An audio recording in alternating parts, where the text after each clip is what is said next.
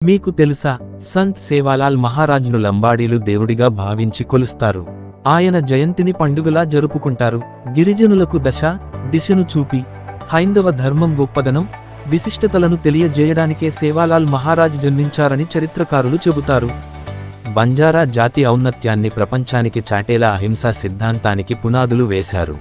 దీంతో శ్రీ సంత్ సేవాలాల్ ఇతర కులాల వారికి కూడా ఆదర్శమూర్తిగా నిలిచారు.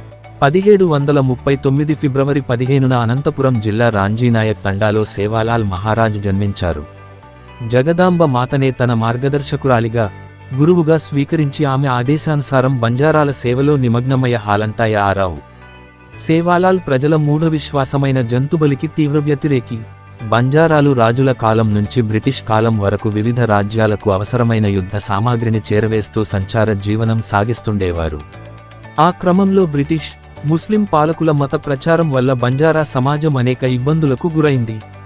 ఈ క్రమంలోనే బంజారా జాతిని సన్మార్గంలో నడిపించేందుకు సేవాలాల్ మహారాజ్ అవతరించారని చరిత్రకారుల ద్వారా తెలుస్తోంది.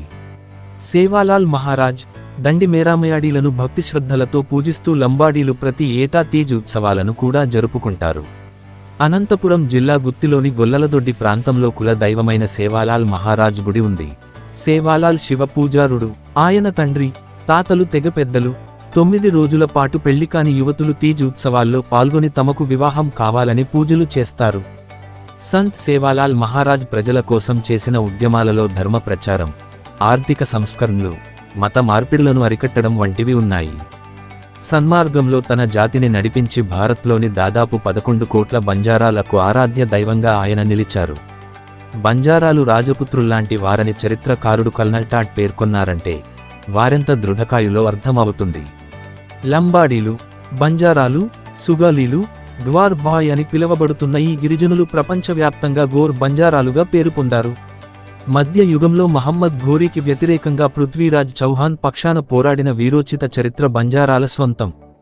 దక్కన్ పీఠభూమిలో లంబాడీలు కాకతీయుల కంటే ముందే ఉన్నారని, సంచార జాతివారైన వీరు రజాకార్లతో పోరాడారని, నవాబులు వారి ధైర్యసాహసాలకు మెచ్చి భూములను ఇనాములుగా ఇచ్చారని చరిత్ర చెబుతోంది.